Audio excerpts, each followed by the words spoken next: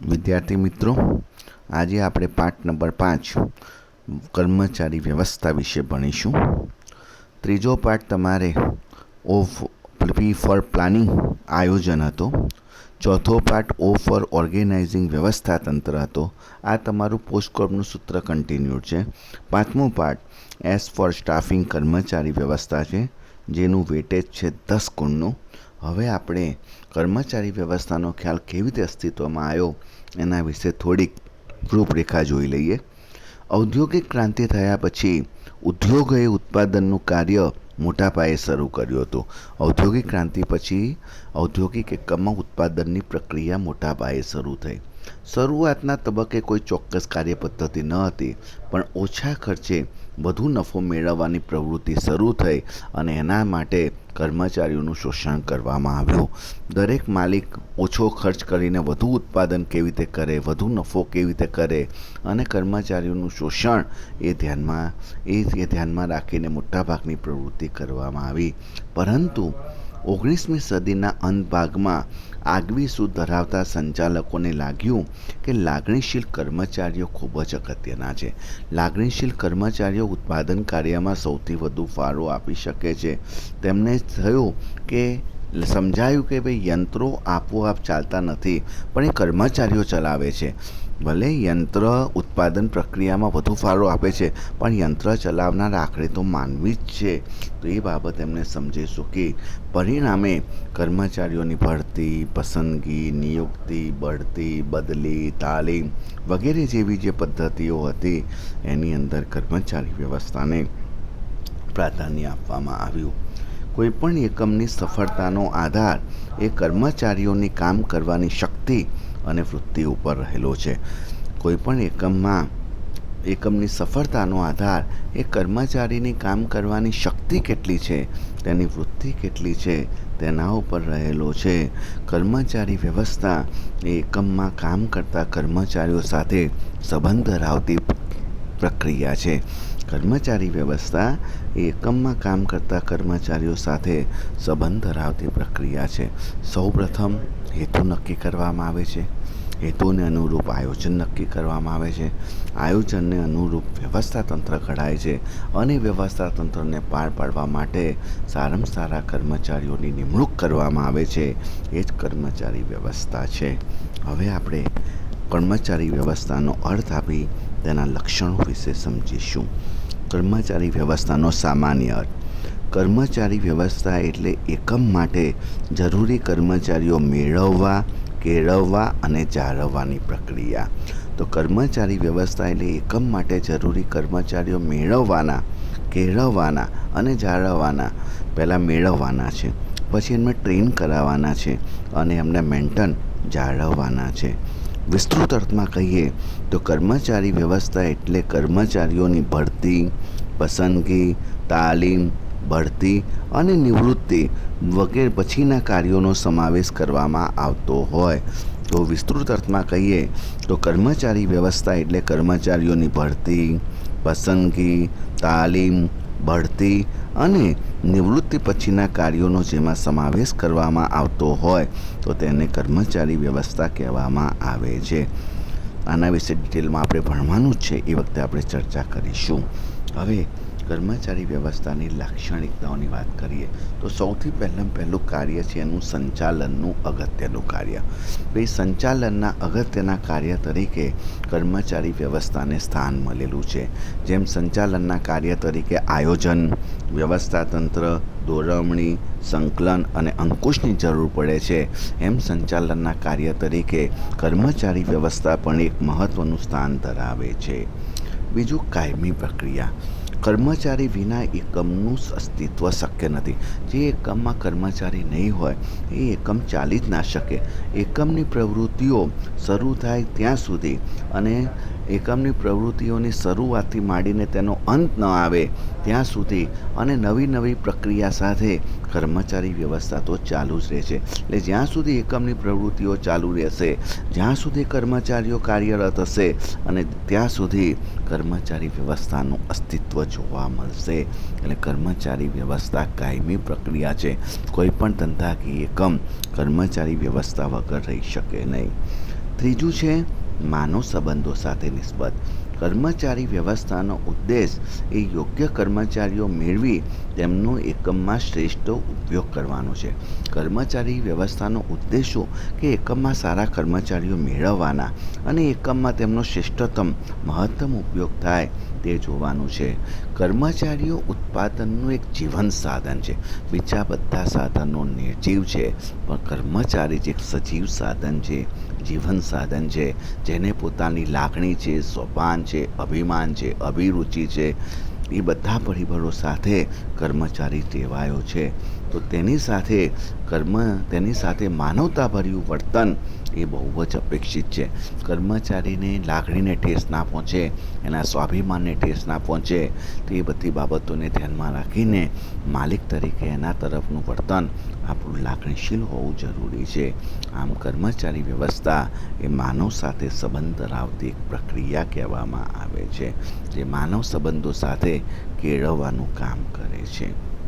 ચોથું, પ્રવૃત્તિઓ ગતિશીલ બને. યોગ્ય કર્મચારી વ્યવસ્થાને કારણે એકમની દરેક પ્રવૃત્તિઓ ગતિશીલ બને છે. તમારી કર્મચારી વ્યવસ્થા યોગ્ય હશે તો એકમની પ્રવૃત્તિઓ જેવી કે ખરીદીની પ્રવૃત્તિ, વેચાણની પ્રવૃત્તિ, હિસાબની પ્રવૃત્તિ, વહીવટની પ્રવૃત્તિ, એકમમાં જેટલી પણ પ્રવૃત્તિઓ ચાલતી હોય એ બધી પ્રવૃત્તિઓને ગતિશીલ બનાવવા માટે કર્મચારી વ્યવસ્થા જરૂરી છે. કારણ કે આ બધી પ્રવૃત્તિઓ કર્મચારી વગર શક્ય નથી. ખરીદી, વેચાણ, વહીવટ, હિસાબ, આ બધી પ્રવૃત્તિઓ માટે કર્મચારીઓ હોવા જરૂરી છે. અન્ય કાર્યો સાથે સંબંધ. સંચાલનના અન્ય કાર્યો જેવા કે આયોજન, વ્યવસ્થાતંત્ર, દોરવણી, સંકલન, અંકુશ વગેરે જેવા કાર્યો પણ કર્મચારી વ્યવસ્થા સાથે સંબંધ ધરાવે છે. આયોજન કર્યું છે તો કયું કાર્ય કયો કર્મચારી કરશે, કેવી રીતે કરશે, વ્યવસ્થાતંત્રમાં કોના દ્વારા કામ પૂરું કરવામાં આવશે, દોરવણીમાં કોને દોરવણી આપવામાં આવશે, સંકલન કર્મચારીઓ સાથે જોડાણ કરવામાં આવશે, તેના પર જરૂરી અંકુશ રાખવા માટે અંકુશ, આ બધા જ કાર્યો માટે કર્મચારી વ્યવસ્થા જરૂરી છે. છઠ્ઠું, વિસ્તૃત પ્રવૃત્તિ. કર્મચારી વ્યવસ્થા એ ફક્ત કર્મચારી કલ્યાણની પ્રવૃત્તિ નથી. કર્મચારી વ્યવસ્થા એટલે માત્ર તમે તમારા કર્મચારીઓનું કલ્યાણ કરો, એને સારું પેન્શન, સારો પગાર, સારું ભથ્થું, બોનસ આપો એટલું જરૂરી નથી, પરંતુ કર્મચારીઓને મેળવવા, કેળવવા, જાળવવા અને તેનો વિકાસ કરવાની પ્રક્રિયા છે. સૌથી પહેલાં કર્મચારી મેળવવાના છે, ટુ ગેટ, કેળવવાના છે, એમને ટુ ટ્રેન, જાળવવાના છે, મેન્ટેન, અને વિકાસ, ટુ ડેવલપ. આ બધી પ્રક્રિયા સાથે કર્મચારી વ્યવસ્થા સંકળાયેલી છે. તો કર્મચારી વ્યવસ્થા એ વિસ્તૃત પ્રવૃત્તિ છે, જે કર્મચારી મેળવવા, કેળવવા, જાળવવા અને વિકાસ જેવી પ્રક્રિયાઓ સાથે સંબંધ ધરાવે છે. અને છેલ્લે, મૂડી ખર્ચ કે રોકાણ. કર્મચારીઓની ભરતી, પસંદગી, તાલીમ, બઢતી, બદલી અને વિકાસ માટે કરવામાં આવતો ખર્ચ એને ખર્ચ ન ગણવો જોઈએ, પરંતુ જરૂરી ધંધામાં મૂડીરોકાણ ગણવું જોઈએ. તમારા કર્મચારીને મેળવવા માટે તમે જે કંઈ એને પસંદગી, ભરતી, તાલીમ વગેરે માટે ખર્ચ કરો છો એ ધંધાનો ખર્ચ નથી, પણ એ ભવિષ્યમાં મૂડીરોકાણ છે. એ મૂડીરોકાણ તમને ભવિષ્યમાં સારામાં સારા પરિણામ પ્રાપ્ત કરી આપશે. માટે કર્મચારી વ્યવસ્થા પાછળ થતો ખર્ચ એ ખર્ચ ન ગણતા તેને ધંધામાં થતું મૂડીરોકાણ કરવું જોઈએ. તો આ કર્મચારી વ્યવસ્થાની 7 લાક્ષણિકતાઓ: 1. સંચાલનનું અગત્યનું કાર્ય. 2. કાયમી પ્રક્રિયા. 3. માનવ સંબંધો સાથે નિસ્બત. 4. પ્રવૃત્તિઓ ગતિશીલ. 5. અન્ય કાર્યો સાથે સંબંધ. 6. વિસ્તૃત પ્રવૃત્તિ. 7. મૂડી ખર્ચ કે રોકાણ. તો ક્વેશ્ચન નંબર 1 કમ્પ્લીટ થયો બેટા. કર્મચારી વ્યવસ્થાનો અર્થ આપી તેના લક્ષણો સમજાવો. હવે આપણે કર્મચારી વ્યવસ્થાનું મહત્ત્વ ભણીશું.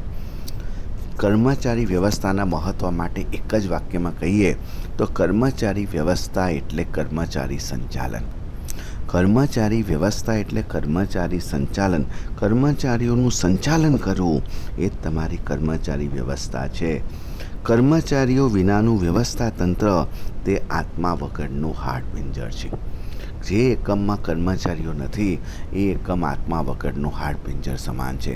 તમારા શરીરમાંથી આત્મા નીકળી જાય તો આપણું શરીર એ હાડપિંજર જેવું જ હોય.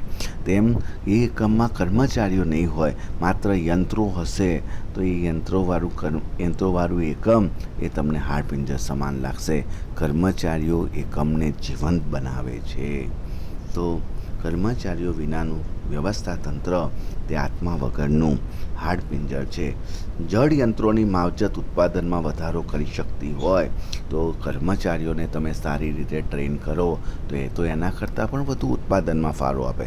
વિચાર કરો, યંત્રો તો જળ છે, નિર્જીવ છે, પણ તમે એને સારી રીતે સાચવો છો, યોગ્ય સમયે સર્વિસ કરાવો છો, ઓઇલ ગ્રીસ વગેરે એને પુરાવીને યંત્રોને સારી રીતે જાળવતા હોય તો એને કારણે યંત્રો ઉત્પાદનમાં વધુ ફાળો આપે છે. પણ આ તો તમે વિચાર કરો, કર્મચારી છે, કર્મચારીને તમે સારી રીતે ટ્રેન કરો, સારી રીતે એને પસંદગી કરી હોય, સારી રીતે એને તાલીમ આપી હોય તો એવો કર્મચારી તો ઉત્પાદનમાં ધાર્યું એના કરતાં પણ વધુ સારું પરિણામ મેળવવામાં સહભાગી થાય છે. પછી છે કર્મચારીઓ એકમનું જીવન સાધન છે. બીજા બધા એ નિર્જીવ છે, પણ કર્મચારી એક એકમનું જીવન સાધન છે. તેને ભૌતિક સાધનોની કક્ષામાં ના મૂકી શકાય, કારણ કે કર્મચારીને પોતાની લાગણી, સ્વમાન, અભિમાન, રુચિ, આવડત, હોશિયારી, સમજ, જ્ઞાન, ગુણ વગેરે જેવા ગુણો જોવા મળે છે. માટે કર્મચારી એકમનું જીવંત અને લાગણીશીલ એને સાધન કહેવામાં આવ્યું છે. તમને ખબર જ છે, પ્રોફેસર ઉર્વિકનું એક વાક્ય, તમે તમારા કર્મચારીઓને સાચવો, તમારા કર્મચારીઓ તમારું બધું સાચવશે. Mind your man, man will mind everything for you. તમે તમારા કર્મચારીને સાચવો, તમારા કર્મચારીઓ તમારું બધું સાચવશે. બીજી વસ્તુ, કર્મચારીને એકમના હાથ પગ કહેવામાં આવ્યા છે. આયોજનને ધંધાનું મગજ કીધું છે, વ્યવસ્થા તંત્રને શરીર કીધું છે, કર્મચારીને એકમના હાથ પગ કીધા છે. તમારું મગજ સરસ મજાનું ચાલતું હશે, તમારું શરીર સારામાં સારી રીતે કામ કરતું હશે, પણ તમારા હાથ પગ નહીં હોય તો તમારું શરીર તમને સાથ નહીં આપે. એમ તમારા એકમમાં કર્મચારીઓ નહીં હોય તો તમારું એકમ ચાલશે નહીં. કર્મચારીઓ વિનાનું એકમ હાથપગ, એટલે કર્મચારીઓને હાથપગ એકમના કહેવામાં આવ્યા છે. બીજું વાક્ય JRD તાતાને કીધું છે કે કર્મચારીઓ એકમની અમૂલ્ય મિલકત છે, જે કંપનીના પાકા સરવૈયામાં દર્શાવાતી નથી. કર્મચારી એકમની એવી મિલકત છે કે જેને તમે કિંમત નથી આંકી શકતા, એને કંપનીના પાકા સરવૈયામાં ના દર્શાવાય. તમે પાકા સરવૈયાની અંદર જમીન, મકાન, યંત્રો, ફર્નિચર વગેરે દર્શાવો છો, પણ કદી કર્મચારી નથી દર્શાવતા. કર્મચારી એક એવી મિલકત છે જેનું મૂલ્ય રૂપિયામાં આંકી શકાતું નથી. અને છેલ્લે, સંતુષ્ટ અને કાર્યનિષ્ઠ કર્મચારીઓ એ એકમનું ચાલક બળ છે. તમારા એકમમાં તમારા એકમ પ્રત્યે જે સંતુષ્ટ હોય અને જે કર્મચારીઓ પોતાના કાર્ય પ્રત્યે પ્રતિબદ્ધ હોય, કાર્યનિષ્ઠ હોય, એવા એકમના કર્મચારીઓ એકમનું ચાલક બળ છે. એકમને ચલાવવા માટે સંતુષ્ટ અને કાર્યનિષ્ઠ કર્મચારીઓ હોવા જરૂરી છે. હવે આપણે કર્મચારી વ્યવસ્થાનું મહત્ત્વ દર્શાવતા કેટલાક મુદ્દાઓની સમજૂતી મેળવીએ. નંબર 1, ચાલક બળ. સંતુષ્ટ અને કાર્યનિષ્ઠ કર્મચારીઓ એકમનું ચાલક બળ છે. ઉત્પાદનના અન્ય સાધનો સાથે કર્મચારીઓ હોય તો ધ્યેય સિદ્ધિમાં સરળતા રહે છે. તમારા એકમમાં સંતુષ્ટ અને કાર્યનિષ્ઠ કર્મચારીઓ હશે તો તમારો એકમ સારી રીતે ચાલશે.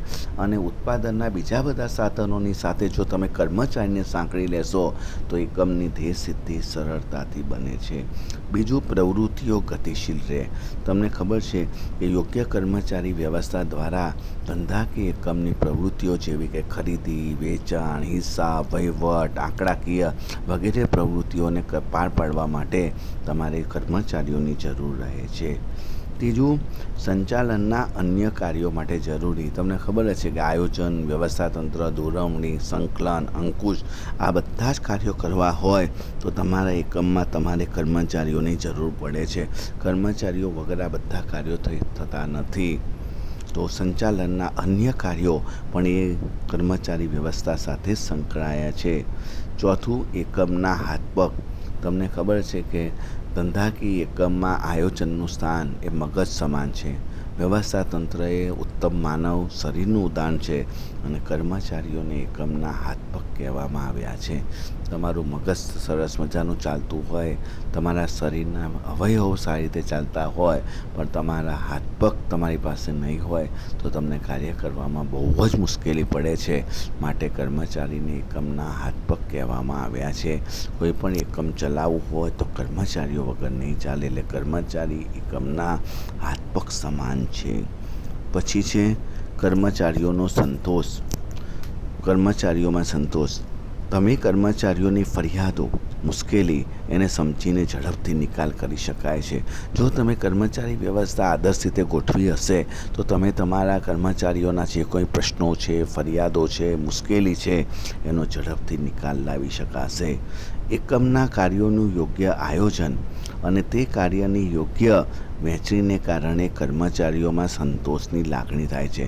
તમારા એકમમાં કામ કરતા કર્મચારીઓના કાર્યોની યોગ્ય રીતે આયોજન કરવામાં આવે અને કાર્યોની યોગ્ય રીતે વહેંચણી કરવામાં આવે તો કર્મચારીઓમાં સંતોષની લાગણી થાય છે. એટલે કર્મચારી વ્યવસ્થા સંતોષ સાથે સંકળાયેલી છે. એના માટે દરેક કર્મચારીઓને યોગ્ય રીતે કાર્યભાર સોંપાયેલો હોવો જોઈએ અને કર્મચારીના કોઈ પ્રશ્નો, એને ફરિયાદો, એની સમસ્યા હોય એનો ઝડપથી નિકાલ લાવવો પણ જરૂરી છે. એના માટે કર્મચારી વ્યવસ્થા જરૂરી છે. છઠ્ઠું, સંબંધોમાં સંવાદિતા. યોગ્ય કર્મચારી વ્યવસ્થાને કારણે એકમમાં સંતોષકારક વાતાવરણ ઊભું થાય છે, જેથી માલિક અને કર્મચારીઓ વચ્ચેના સંબંધોમાં સંવાદિતા જળવાય છે.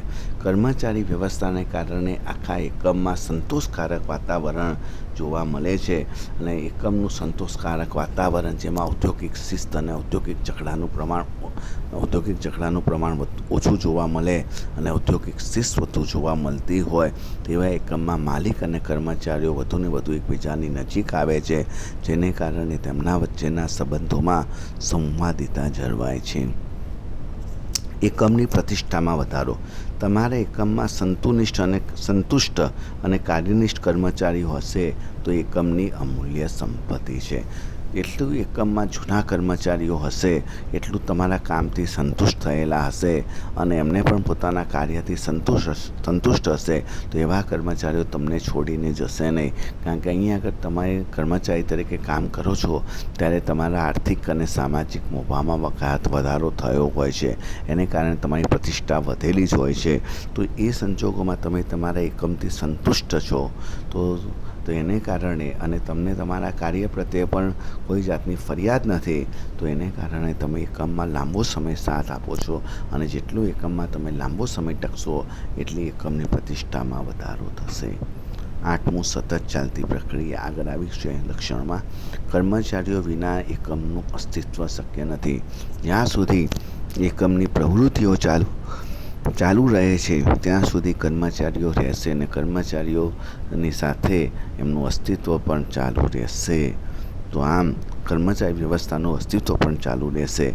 તો આમ કર્મચારીઓ વિના કદી પણ એકમ અસ્તિત્વમાં આવતું નથી અને જ્યાં સુધી એકમની પ્રવૃત્તિઓ ચાલુ રહેશે ત્યાં સુધી એકમમાં કર્મચારીઓ રહેશે અને કર્મચારી વ્યવસ્થાનું અસ્તિત્વ પણ રહેશે. ટૂંકમાં કર્મચારી વ્યવસ્થાની પ્રક્રિયાનો અંત કદી પણ આવવાનો નથી. એકમની પ્રવૃત્તિ જ્યાં સુધી ચાલુ છે ત્યાં સુધી કર્મચારીઓની જરૂર પડવાની. તો આપણે એક અગત્યનો ક્વેશ્ચન ભણ્યા બેટા, કર્મચારી વ્યવસ્થાનું મહત્ત્વ. હવે આપણે માનવ સંસાધન સંચાલનના ભાગ તરીકે કર્મચારી વ્યવસ્થા વિશે ટૂંક નોંધ ભણીશું. માનવ સંસાધન સંચાલનના ભાગ તરીકે કર્મચારી વ્યવસ્થા. માનવ સંસાધન સંચાલન એને HRM હ્યુમન રિસોર્સ મેનેજમેન્ટ કહે છે અને એનો એક ભાગ એટલે માનવ સંસાધન વિભાગ એને HRD હ્યુમન રિસોર્સ ડિપાર્ટમેન્ટ તરીકે ઓળખવામાં આવે છે. હવે માનવ સંસાધન સંચાલનના એક ભાગ તરીકે કર્મચારી વ્યવસ્થા જોઈએ. માનવ સંસાધન સંચાલન એ ધ્યેય પ્રાપ્તિ માટે જરૂરી કર્મચારીઓનું આયોજન કરવું, તેમની પ્રાપ્તિ કરવી, તેમની જાળવણી કરવી અને તેમના વિકાસની પ્રક્રિયા છે. તો માનવ સંસાધન સંચાલન એ ધ્યેય પ્રાપ્તિ માટે જરૂરી કર્મચારીઓનું આયોજન, તેમની પ્રાપ્તિ, જાળવણી અને તેમના વિકાસની પ્રક્રિયા છે. બીજી વસ્તુ, કર્મચારી સંચાલનમાં સામાન્ય રીતે ભરતી, પસંદગી, તાલીમ, બઢતી, બદલી વગેરે જેવી પ્રવૃત્તિઓનો સમાવેશ થાય છે. એની સાથે સાથે ભૌતિક સુખ સુવિધામાં વધારો, ઉત્તેજક વેતન પ્રથાઓ આપી, કર્મચારીઓનું કલ્યાણ કરવું વગેરે જેવી પ્રવૃત્તિઓનો પણ સમાવેશ થાય છે. જ્યારે માનવ સંસાધન સંચાલનમાં કર્મચારી વિકાસનો સમાવેશ થાય છે. પહેલાંમાં જુદી જુદી પ્રવૃત્તિઓ, જુદી જુદી કલ્યાણકારક પ્રવૃત્તિઓ એનો સમાવેશ થતો હતો. આની અંદર માનવ સંસાધન સંચાલનમાં કર્મચારી વિકાસનો સમાવેશ થાય છે. અગાઉની આપણે રૂપરેખા જોઈએ તો અગાઉ કર્મચારી વ્યવસ્થાનો અર્થ એ માત્ર કર્મચારીઓની ભરતી પૂરવા પૂરતો સીમિત હતો. પહેલાંના વખતમાં ખાલી કર્મચારીઓની ખાલી જગ્યા ભરવી એટલે કર્મચારી વ્યવસ્થા, પરંતુ વર્તમાન સમયમાં મોટાભાગના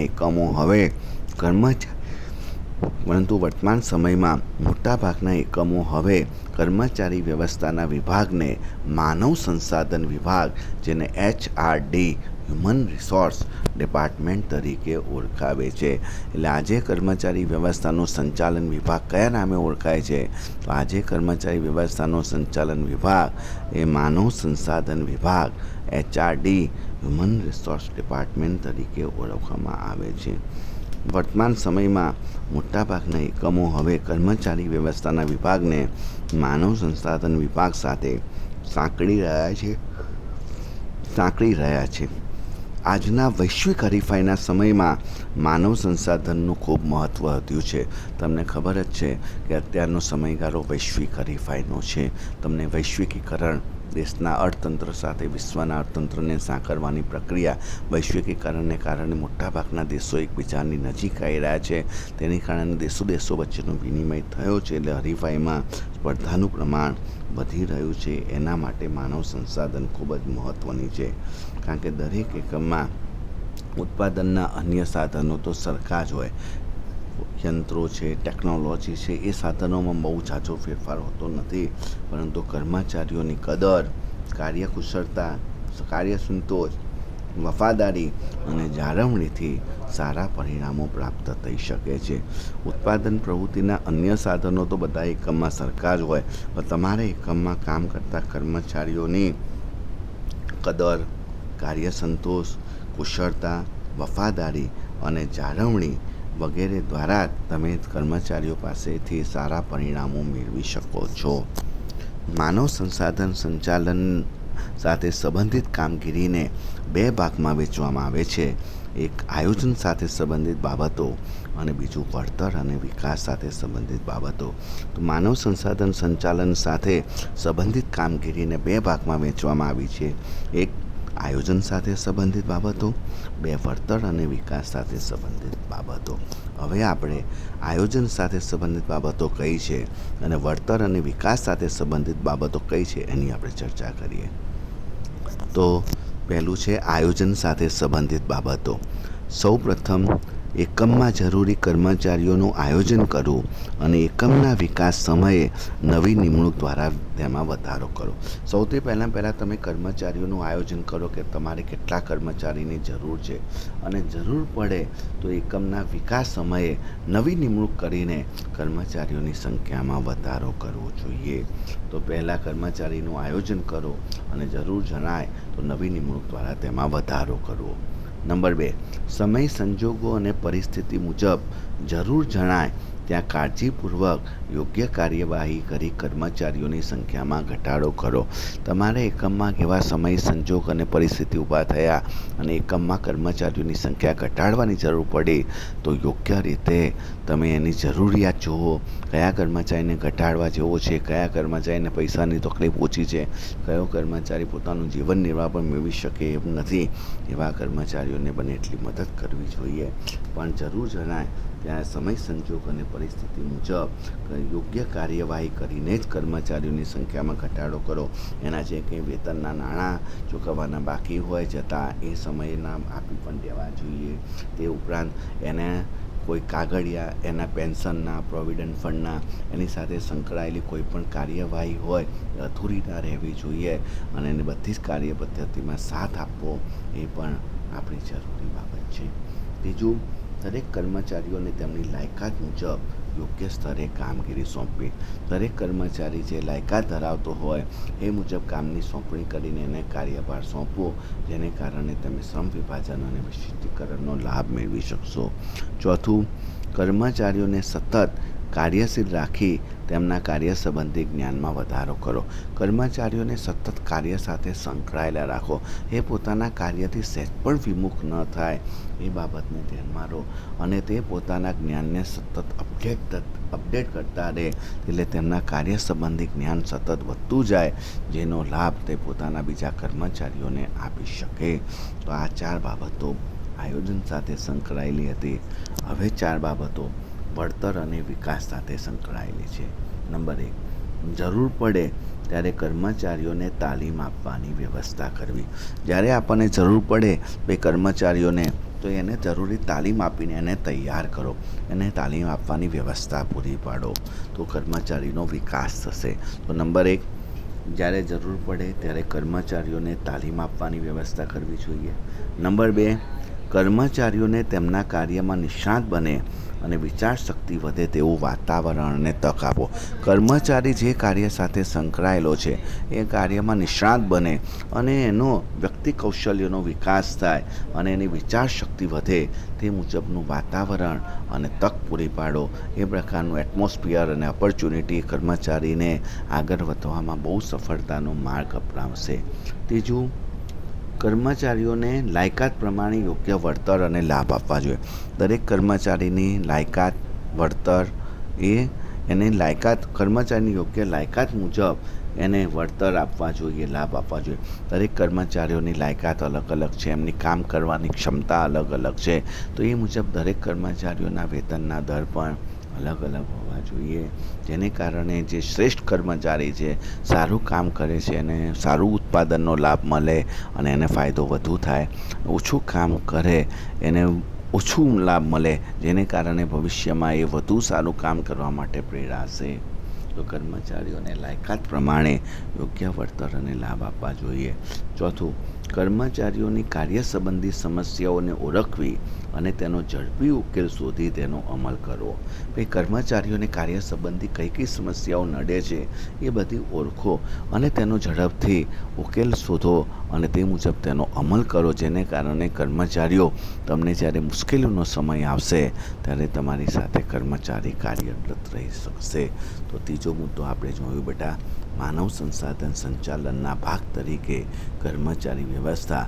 માનવ સંસાધન સંચાલન એટલે HRM, હ્યુમન રિસોર્સ મેનેજમેન્ટ, એનો એક ભાગ માનવ સંસાધન વિભાગ, એને HRD, હ્યુમન રિસોર્સ ડિપાર્ટમેન્ટ તરીકે ઓળખવામાં આવે છે, જેમાં માનવ સંસાધન સંચાલન એટલે ધ્યેય પ્રાપ્તિ માટે જરૂરી કર્મચારીઓનું મેળવવા, કેળવવા, જાળવવા અને વિકાસ કરવાની પ્રક્રિયા છે.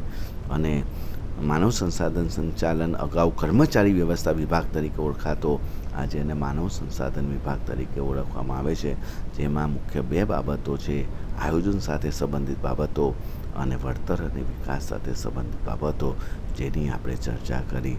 હવે આપણે બીજા પીરિયડમાં કર્મચારી વ્યવસ્થાની પ્રક્રિયા વિશે ભણીશું.